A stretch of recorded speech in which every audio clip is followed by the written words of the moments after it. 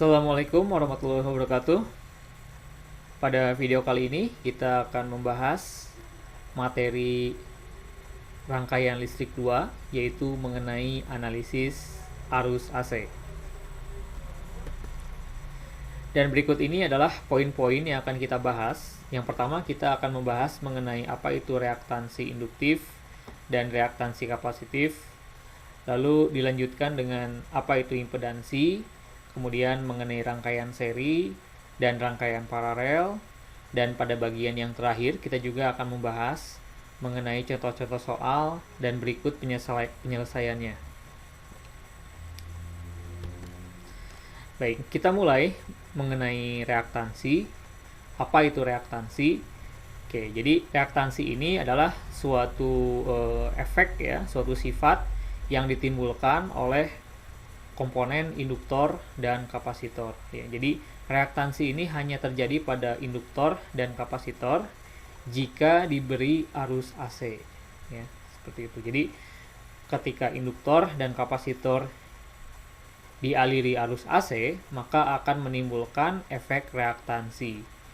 Di mana efek reaktansi ini dia bersifat menghambat arus. Ya, jadi sifatnya itu sama dengan hambatan.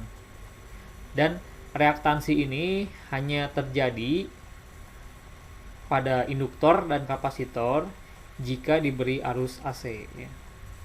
Jadi di sini sifat ini muncul ketika kedua komponen ini diberi arus AC.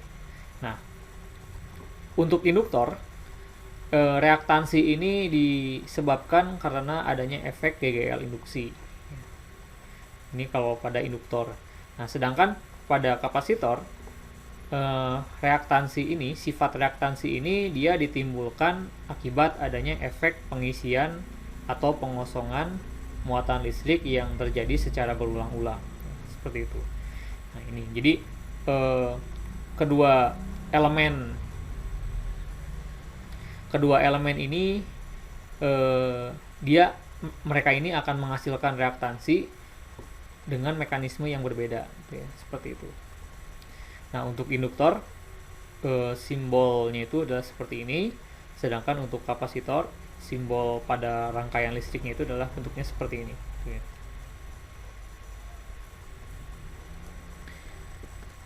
Nah, reaktansi yang dihasilkan oleh induktor itu namanya adalah reaktansi induktif ya, reaktansi induktif. Nah, reaktansi induktif ini dapat kita hitung yaitu dengan menggunakan rumus ini ya. Jadi ini adalah simbol dari reaktansi induktif. XL ya, sama dengan omega dikalikan dengan L. Di mana XL ini adalah reaktansi induktif, sedangkan omega ini adalah kecepatan sudut yang dihasilkan oleh sumber arus AC ya. Dan ini L ini adalah nilai dari induktansi diri yang dimiliki oleh induktor. Nah, reaktansi ini kalau kita tuliskan ke dalam bentuk fungsi kompleks, maka nilai reaktansi ini bisa disebut juga sebagai impedansi. Bisa disebut juga sebagai impedansi murni dari sebuah induktor. Nah, di mana nilai impedansi ini dapat kita tuliskan sebagai berikut ya. Jadi Z ini merupakan simbol dari impedansi sama dengan positif XL kalikan dengan J.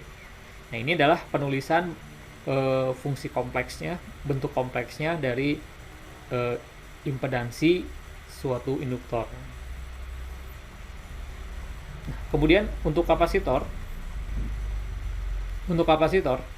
reaktansi yang terjadi pada kapasitor itu namanya adalah reaktansi kapasitif ya. Reaktansi kapasitif. Nah, rumus untuk menghitung nilai reaktansi kapasitif itu sebagai berikut ya.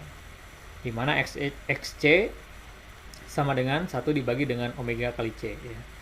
Nah, di mana XC ini adalah nilai dari reaktansi kapasitif, sedangkan omega ini adalah kecepatan sudut dan C ini adalah kapasitas kapasitor ya, nilai kapasitas kapasitor. Nah, begitupun sama halnya dengan induktor ya. Reaktansi kapasitif ini dapat kita tuliskan dalam bentuk impedansinya, impedansi kapasitor itu, yaitu penulisannya seperti ini. Ya. Jadi impedansi dari kapasitor itu adalah Z sama dengan negatif XC dikalikan dengan J. Ya. Nah, di sini dapat kita lihat perbedaannya. Kalau pada induktor, reaktansi induktif itu tandanya positif, ya, tanda impedansinya positif, sedangkan pada kapasitor tandanya itu adalah negatif. Negatif XC dikalikan dengan J.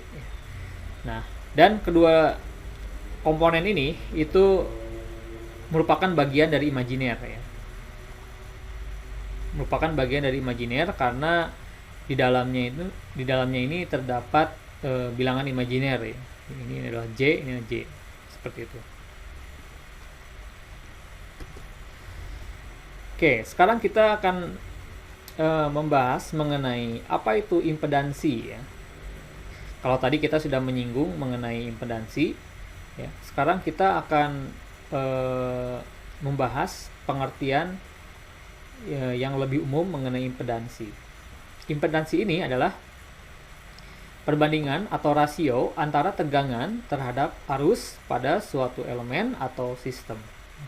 Ini adalah pengertian dari impedansi. Jadi kalau misalkan pada induktor dan kapasitor, ya sebelumnya tadi kita sudah tahu bahwa kalau pada induktor itu namanya reaktansi induktif, kalau pada kapasitor itu reaktansi kapasitif, sedangkan jika komponennya itu adalah resistor, ya resistor murni, maka impedansi ini tidak lain merupakan nilai hambatannya, itu ya, merupakan nilai dari tahanannya, seperti itu. Nah, dan di dalamnya ini tidak mengandung bilangan imajiner, ya, tidak mengandung bilangan imajiner. Nah, jadi berbeda dengan induktor dan kapasitor. Kalau induktor dan kapasitor itu namanya reaktansi dan di dalamnya terdapat bilangan imajiner. Sedangkan pada resistor, ya, pada elemen resistor, impedansinya itu adalah merupakan nilai tahanannya, di mana nilainya itu adalah suatu bilangan murni, ya, bilangan real.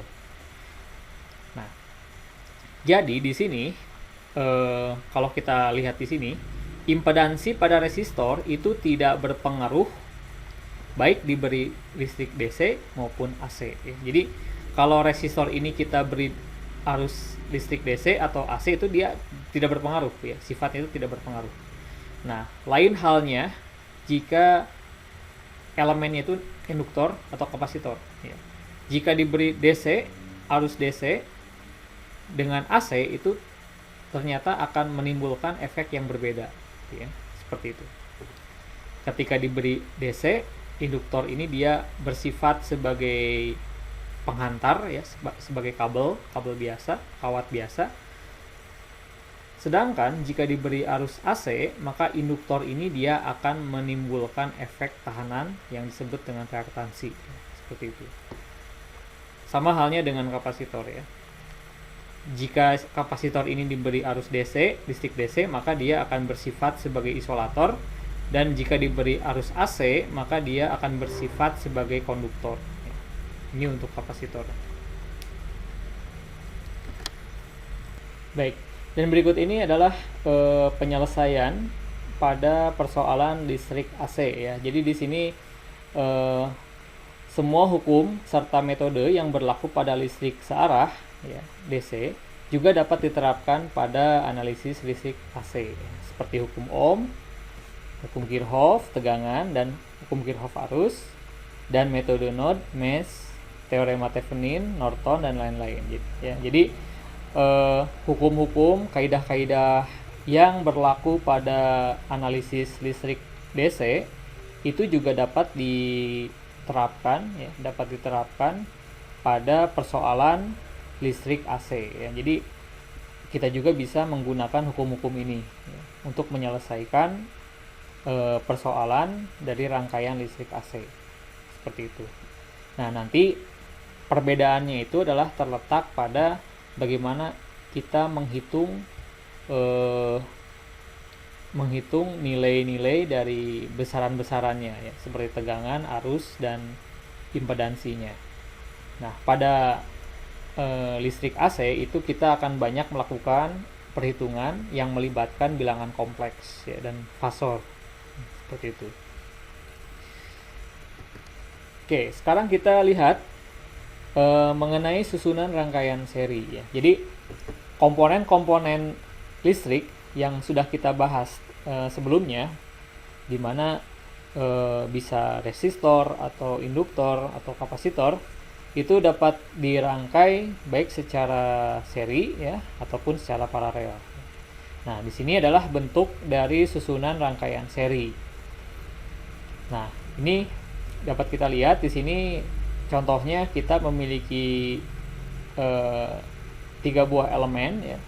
Di sini ada Z1 impedansi benda 1, Z2 impedansi elemen benda 2, dan Z3 impedansi elemen benda 3 ya. Seperti itu. Dan ketiga elemen ini dirangkai secara seri ya, artinya berada pada jalur yang sama. Nah, ketiga elemen ini itu akan memiliki impedansi ekivalen ya. Impedansi ekivalen ini adalah impedansi yang mewakili keseluruhan rangkaian ini ya. Nah, nilai impedansi ekivalen pada rangkaian ini itu tinggal dijumlahkan ya, karena dia rangkaiannya seri ya. Jadi ZT ya, ini merupakan impedansi ekivalen sama dengan Z1 tambah Z2 tambah dengan Z3. Nah, ini adalah rumus untuk menghitung impedansi ekivalen ya. Kalau misalkan elemen yang dipasang itu ada banyak ya, Z4, Z5 gitu ya, seperti itu, maka impedansi ekivalennya itu adalah tinggal kita jumlahkan semuanya. Nah, seperti itu. Nah, lalu berikutnya sifat dari rangkaian seri yang penting ya, selain impedansi ekivalen itu adalah arus yang melewati tiap elemen itu nilainya sama ya, seperti itu. Jadi arus listrik yang keluar dari sumber kemudian dia bergerak melewati ketiga elemen ini itu memiliki nilai yang sama arusnya. Jadi arus listriknya tidak berubah ya, seperti itu. Nah, maka di sini arus listriknya itu sama ya. Arus listrik yang melewati Z1 akan sama dengan arus listrik yang melewati Z2 dan akan sama dengan arus listrik yang melewati Z3. Seperti itu. Nah, ini adalah sifat dari rangkaian seri. Jadi sifat rangkaian seri pada listrik DC itu sama dengan sifat rangkaian seri pada listrik AC ya, seperti itu.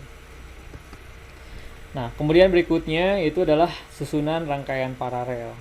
Nah, susunan rangkaian paralel itu memiliki bentuk seperti ini ya. Ini contohnya seperti ini, di mana kita memiliki 3 buah elemen yang disusun secara paralel ya, di mana terdiri dari Z1, Z2 dan Z3 ya. Nah, ini untuk setiap elemen ini itu bentuknya di dalamnya itu bisa resistor, bisa induktor atau kapasitor ya, atau gabungan di antara ketiganya ya, seperti itu. Nah, rangkaian paralel ini itu memiliki impedansi total ya, impedansi ekivalen ya, sama halnya dengan seri ya. Jadi ketiga elemen ini dapat kita gabungkan ya, dapat kita gantikan dengan sebuah impedansi yang ekivalen ya nilainya itu, yaitu 1/Z sama dengan 1/Z1 tambah 1/Z2 tambah 1/Z3 ya. Nah, kemudian kita lakukan penjumlahan ya, penjumlahan pecahan. Lalu setelah itu kita balikan nilainya gitu ya, seperti itu. Nah, sehingga Z yang dapat kita hitung itu dapat kita gunakan dengan menggunakan rumus ini gitu ya, seperti ini. Ini adalah kalau dia bentuknya susunan rangkaian itu adalah paralel ya. Jadi kita bisa menggunakan rumus ini. Kalau misalkan komponennya, elemennya itu ada banyak ya, Z4, Z5, jadi di sini tinggal dikalikan saja ya, ditambah saja. Jadi Z1, Z2, Z3 dikalikan dengan Z4, Z5 dan seterusnya. Ya, begitupun sama dengan ini ya. Ini Z12 Z1 kali Z2 ya. Kemudian kalau misalkan ada lagi gitu ya, jadi tinggal ditambahkan Z1 Z2 kali Z3 ya, dan seterusnya gitu ya. Nah, dan selain dari impedansi pengganti ya, atau impedansi total, sifat dari rangkaian paralel itu adalah sifat dari rangkaian paralel ini dia memiliki tegangan yang sama ya. Artinya masing-masing elemen ini dia akan menerima atau akan disuplai oleh tegangan yang sama. Jadi di sini tegangannya sama gitu ya. Nah, itu adalah sifat dari rangkaian paralel ya. Oke, untuk lebih dalam memahami rangkaian AC ini, berikut ini merupakan contoh kasus dari rangkaian seri ya, rangkaian seri yang diberi arus AC ya. Nah, di sini kita memiliki 3 buah elemen, ada Z1, Z2 dan Z3 ya, seperti itu. Nah, kemudian kita berikan arus AC. Nah, karena di sini rangkaiannya adalah seri, maka semua komponen akan mendapatkan suplai arus yang sama ya. Jadi arus listrik yang mengalir pada Z1 akan sama dengan arus listrik yang mengalir pada Z2 dan akan sama dengan arus listrik yang mengalir pada Z3 ya. Nah, dan impedansi totalnya itu adalah merupakan penjumlahan dari ketiga elemen ini ya. Nah, di sini kita tinggal kita jabarkan ya. Di sini Z1 ini merupakan suatu resistor ya, yang nilai impedansinya itu ya nilainya adalah R ya, R. Jadi kita tinggal tuliskan saja R di sini. Kemudian di sini ditambah Z2. Z2 ini merupakan suatu induktor. Induktor ini impedansinya itu adalah positif XL ya. Positif XL kali J. Nah, jadi J-nya jangan lupa ya dimasukkan. Kemudian ditambah Z3. Z3 ini adalah impedansi miliknya dari kapasitor, di mana memiliki suatu nilai yaitu adalah XC dikali negatif XC dikalikan dengan J ya. Maka kita bisa menuliskannya seperti ini. Nah, maka dari hubungan seri ini kita bisa mendapatkan impedansi total atau impedansi pengganti dari rangkaian ini, yaitu menjadi Z sama dengan R plus dalam kurung XL dikurangi dengan XC tutup kurung dikalikan dengan J. Nah, ini adalah impedansi total atau impedansi pengganti dari contoh rangkaian ini. Nah, di sini yang harus diperhatikan adalah hati-hati untuk XL dan XC itu bilangan kompleks, bilangan imajinernya itu harus dimasukkan ya. Yaitu dalam bentuk huruf J ini. Dan nilai ini dia tidak bisa dijumlahkan dengan R ya. Karena ini bilangan real, R ini bilangan real, sedangkan ini adalah bilangan imajiner. Nah, seperti itu.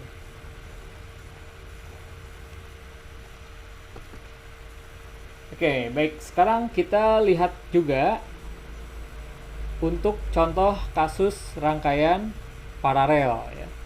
Rangkaian paralel RLC. Nah, rangkaian RLC ini di dalamnya terdapat resistor, kemudian ada induktor dan ada kapasitor yang semuanya dirangkai secara paralel ya. Nah, sesuai dengan prinsip dari rangkaian paralel bahwa semua komponen akan mendapatkan suplai tegangan yang sama ya. Jadi ketiga komponen ini masing-masing mendapatkan tegangan yang sama dari sumber. Seperti itu. Nah, karena dia rangkaiannya paralel, maka kita bisa menentukan impedansi totalnya. Itu adalah 1/Z sama dengan 1/Z1 tambah 1/Z2 tambah 1/Z3 ya. Seperti itu. Nah, kalau kita tuliskan ke dalam bentuk pecahan ya, maka jadi seperti ini ya. Jadi 1/Z sama dengan 1/R plus 1/XL dikurangi 1/XC ya. Seperti itu. Nah, itu adalah mengenai contoh dari bentuk rangkaian paralel RLC yang diberi arus AC ya, atau arus bolak-balik. Oke, sekarang kita akan lihat contoh soalnya berikut dengan penyelesaiannya gitu ya. Baik, sekarang kita lihat untuk contoh yang pertama. Di sini bentuk rangkaiannya sama dengan contoh yang rangkaian seri ya, yang sebelumnya sudah kita lihat. Bahwa di sini kita memiliki 3 buah komponen. Di sini kita memiliki 3 buah elemen, itu adalah kita punya resistor, kita punya induktor, dan kita punya kapasitor ya, yang masing-masing nilainya sebagai berikut ya. Nah, kemudian ketiga elemen ini disusun secara seri dan dihubungkan oleh sumber arus AC, yaitu nilainya V sama dengan 50 sin 100T plus 30 ya. Ini adalah fungsi dari tegangan arus AC ya, tegangan AC. Nah, pertanyaannya adalah di sini tentukan impedansi dan arus listrik yang mengalir pada rangkaian berikut ya. Nah, jadi yang kita cari ini adalah yang pertama impedansi, yang kedua adalah arus listriknya yang mengalir pada rangkaian. Nah, langkah pertama kita tentukan dulu mana Z1, Z2, dan Z3 ya. Seperti itu. Nah, Z1 ini merupakan komponen resistor ya, Z1. Nah, maka Z1 ini adalah nilainya sama dengan R ya. Z1 ini sama dengan R. Kalau kita masukkan nilainya, Z1 ini sama dengan 100 ohm ya. Nah, dan jangan lupa ini satuannya, impedansi ini satuannya adalah ohm ya. Kemudian kita lihat lagi Z2. Z2 ini merupakan komponen induktor. Nah, komponen induktor. Nah, komponen induktor ini itu memiliki nilai XL ya. Positif XL kali J. Nah, kalau kita uraikan akan menjadi seperti ini ya. Jadi J dikalikan omega kali L ya. Karena omega kali L ini nilainya sama dengan XL. Nah, jika kita masukkan angkanya, maka kita bisa mendapatkan nilai Z2 itu sama dengan 300J ya. Ini adalah impedansi yang dimiliki oleh induktor ya. Dan satuannya adalah ohm ya. Nah, kemudian berikutnya adalah Z3. Z3 ini merupakan komponen kapasitor ya. Yaitu bisa kita cari negatif, bahwa Z3 ini sama dengan negatif dari XC ya. Negatif XC kalikan dengan J. Nah, atau kalau kita uraikan menjadi seperti ini ya. Nah, kemudian kita masukkan angka-angkanya, maka kita akan mendapatkan nilainya, yaitu Z3 itu sama dengan negatif 500J ya. Nah, ini adalah nilai impedansi yang dimiliki oleh kapasitor. Nah, sekarang setelah kita mendapatkan nilai masing-masing dari impedansi setiap elemen ini, selanjutnya kita lihat susunan rangkaiannya. Karena di sini rangkaiannya itu adalah rangkaian seri, maka impedansinya itu adalah Z1 tambah Z2 tambah Z3. Jadi ini dijumlahkan ya, 100 tambah 300J tambah negatif 500J ya, seperti ini. Sehingga impedansi dari rangkaian ini ya, rangkaian ini keseluruhan yaitu Z sama dengan 100 min 200J. Ini adalah nilai impedansinya ya, nilai impedansinya. Nah, ini silakan ya dicek oleh Anda untuk nilai Z2 dan Z3 nya apakah sudah sesuai atau tidak itu ya dengan perhitungannya ya. Jadi silahkan dicek ya.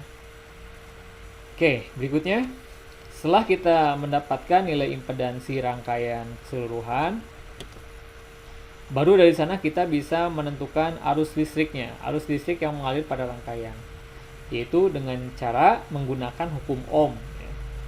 Dari hukum Ohm kita bisa mengetahui bahwa tegangan sama dengan arus dikalikan dengan impedansi ya. Nah, ini adalah hukum Ohm pada rangkaian yang bentuknya impedansi.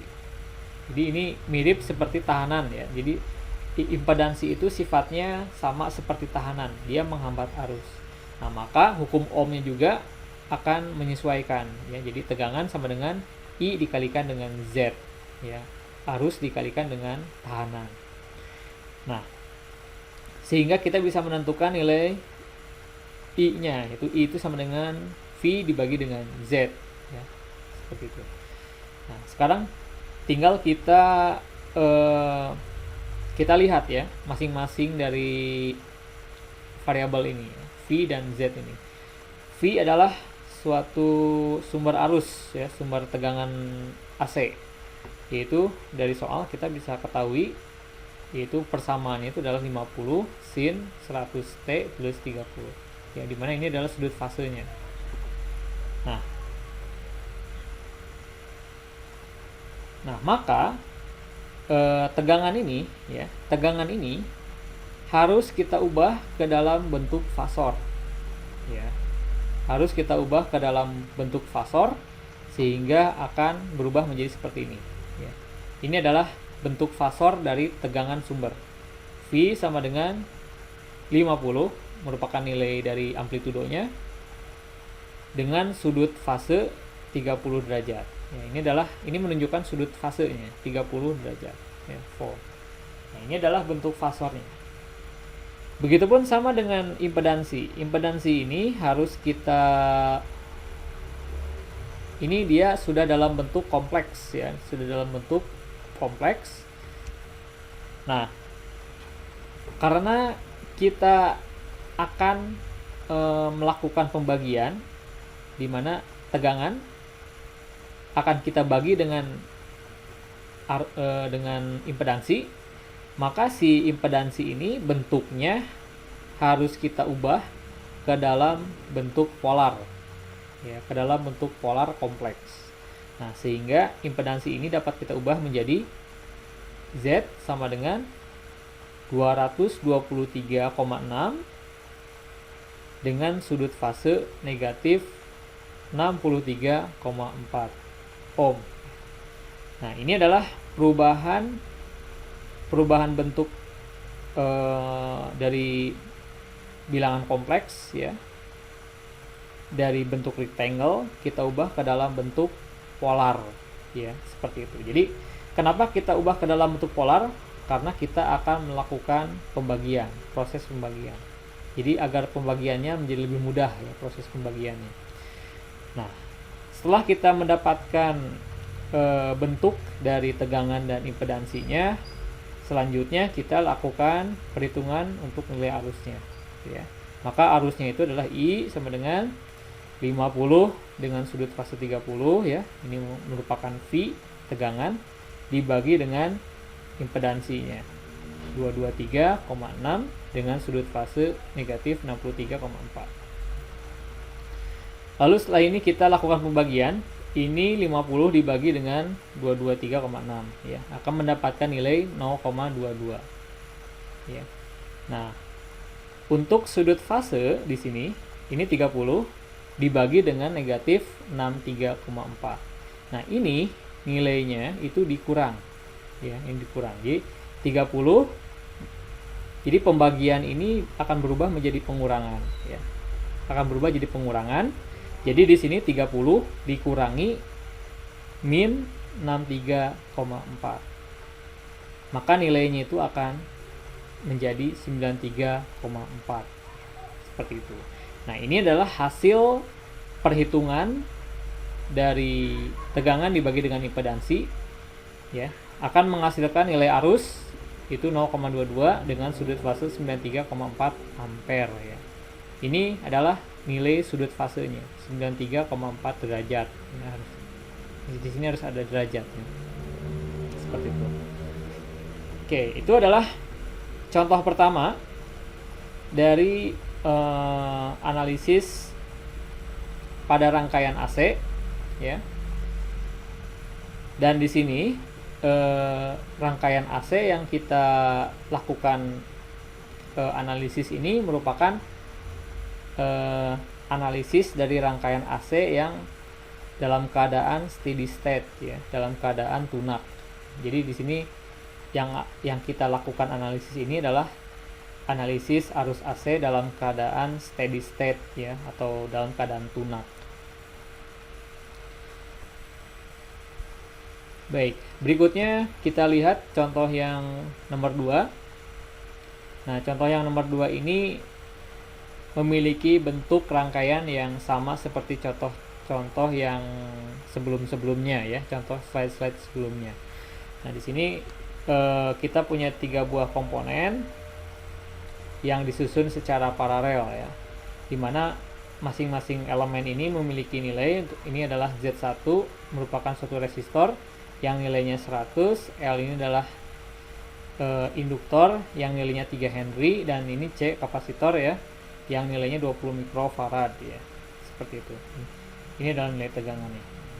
Nah, ini caranya. Di sini pertanyaannya tentukan impedansi dan arus listrik ya. Jadi pertanyaannya sama dengan yang sebelumnya tadi. Nah, langkahnya juga sama ya. Kita lakukan kita tentukan dulu mana Z1, mana Z2, dan mana Z3 ya. Yaitu dimana Z1 ini merupakan suatu nilai resistor, yaitu adalah R. Z2 ini adalah induktor, yaitu adalah J omega kali L.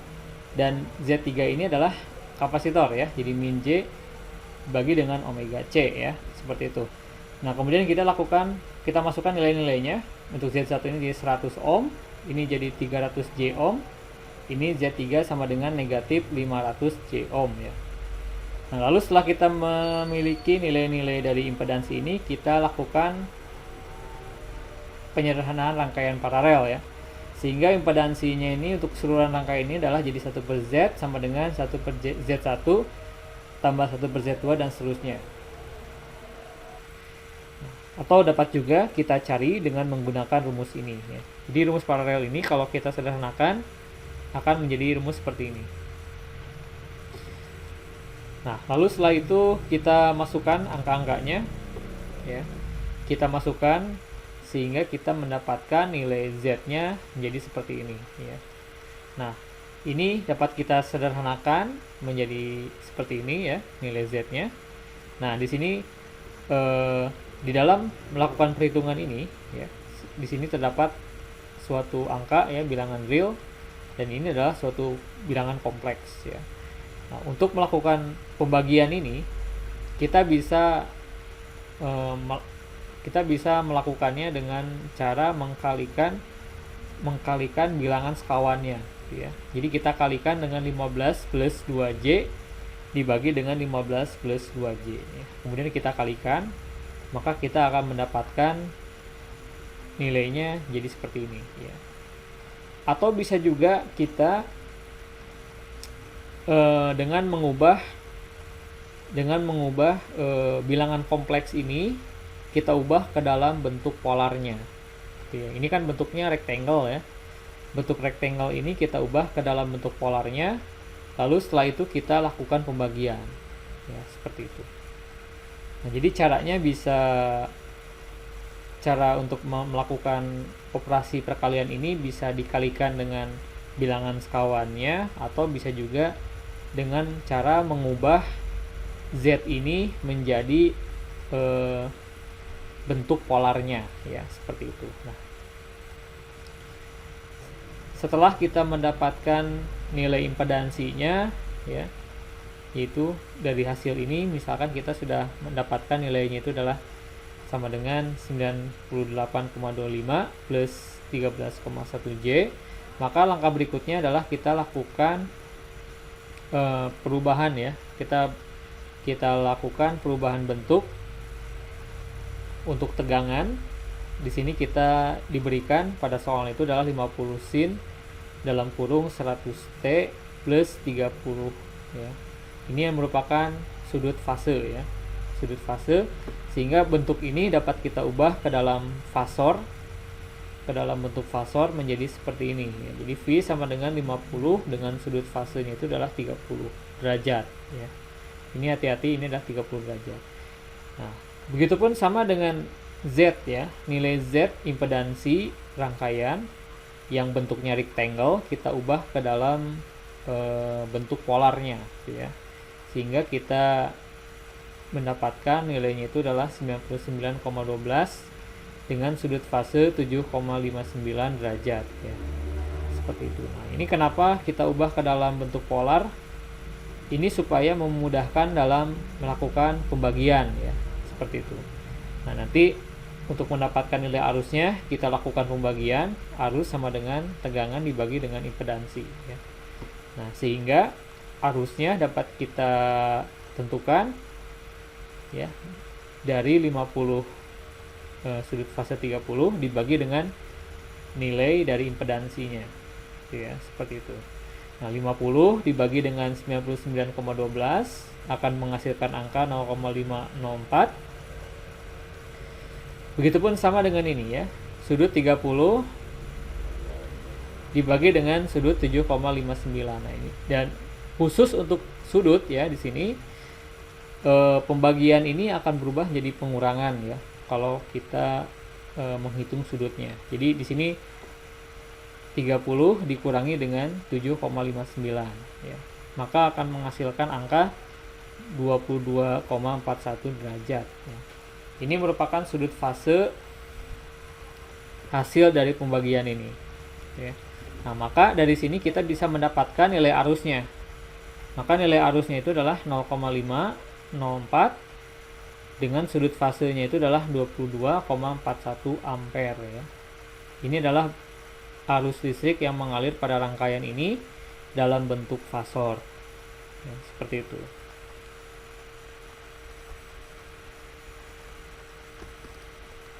Ya, demikian video kali ini. Terima kasih. Assalamualaikum warahmatullahi wabarakatuh.